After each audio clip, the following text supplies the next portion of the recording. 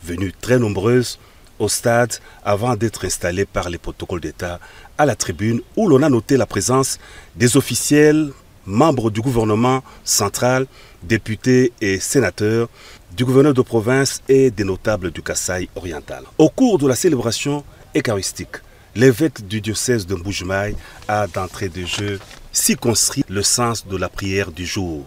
Prions pour rendre grâce à Dieu d'avoir permis à son serviteur d'accomplir 25 ans d'évêque au diocèse de Mbuji-Mayi.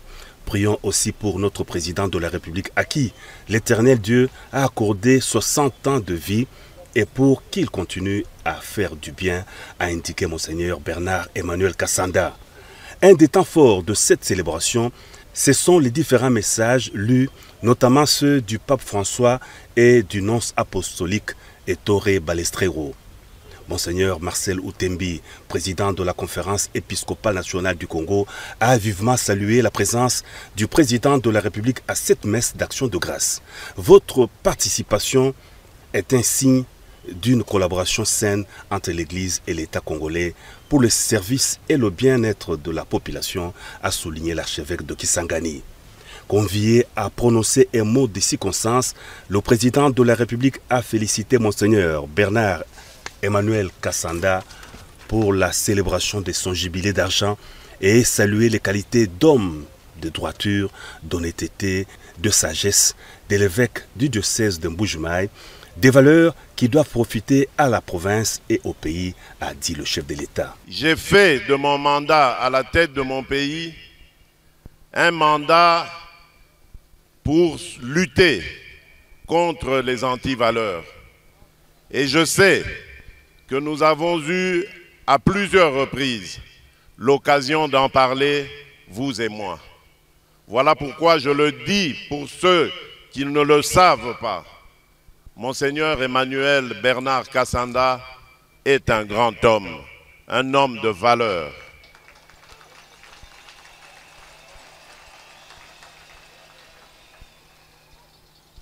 Je compte sur vous, comme je le disais, parce que je rêve d'un Congo meilleur.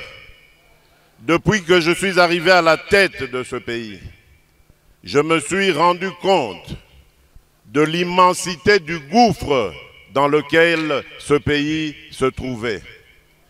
Et je dois m'appuyer sur des hommes et des femmes de valeur, des hommes tels que vous, pour réussir ma mission.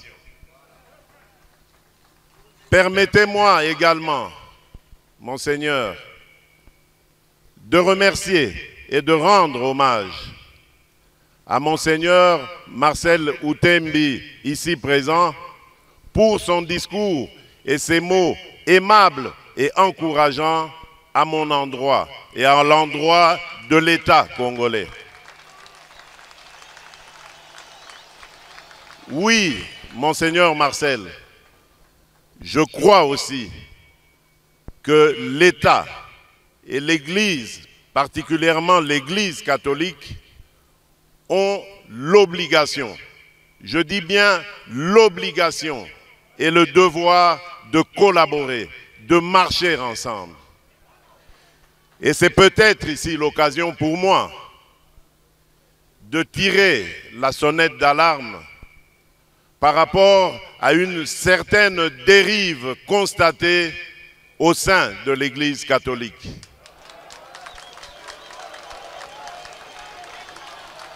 Une dérive que je qualifierais de dangereuse, surtout en cette année électorale.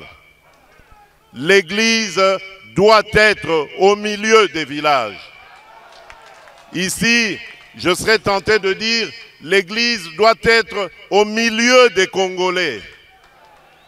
L'Église doit demeurer au milieu du village, prêcher l'amour, l'unité des Congolais. Garant de la nation, de l'unité nationale, le président de la République a indiqué qu'il n'acceptera jamais toute dérive en matière de sécurité du pays et visant à désunir le peuple congolais. Au nombre des cadeaux remis à Monseigneur Bernard Emmanuel Kassanda, l'on retiendra les dons présidentiels et une Jeep 4x4 dont les clés ont été remis personnellement à l'évêque de Mbuji-Mayi par le président de la République. Monseigneur Marcel, je crois aussi que l'État et l'Église, particulièrement l'Église catholique, ont l'obligation, je dis bien l'obligation et le devoir de collaborer, de marcher ensemble. Et c'est peut-être ici l'occasion pour moi de tirer la sonnette d'alarme par rapport à une certaine dérive constatée au sein de l'Église catholique.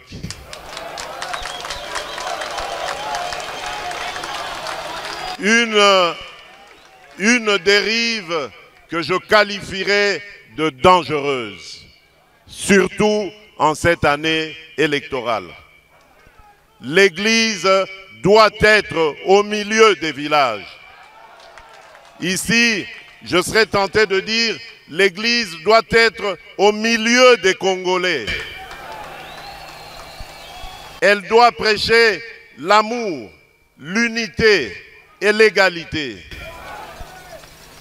L'Église doit accompagner toutes les filles et tous les fils de la République qui sont en politique de la même manière, sans distinction aucune. Car il y va de la stabilité de notre cher pays. Mais il se fait que parmi vous, il y a malheureusement quelques personnes qui ont pris une tendance dangereuse qui risquerait de diviser notre nation. En tant que garant de l'unité de cette nation, je me sens obligé de dire que je n'accepterai jamais une telle dérive. Je vais terminer mon propos en réaffirmant encore ma détermination à garder ce pays uni et à le pacifier. Je ne reculerai pas devant les menaces et les intimidations en tout genre. J'ai passé quasiment les 3/4 de ma vie à combattre aux côtés d'un grand homme. J'ai cité Étienne Tshisekedi Wamulumba d'heureuse mémoire. Cet homme m'a appris l'amour du Congo et des Congolais. Et donc, je ne serai jamais, au grand jamais, le fossoyeur du Congo et des Congolais. En revanche, je m'attaquerai sans hésitation, sans remords, à tout Congolais qui mettrait en danger la sécurité et la stabilité de notre pays. Parce que démocrate je suis, démocrate je resterai.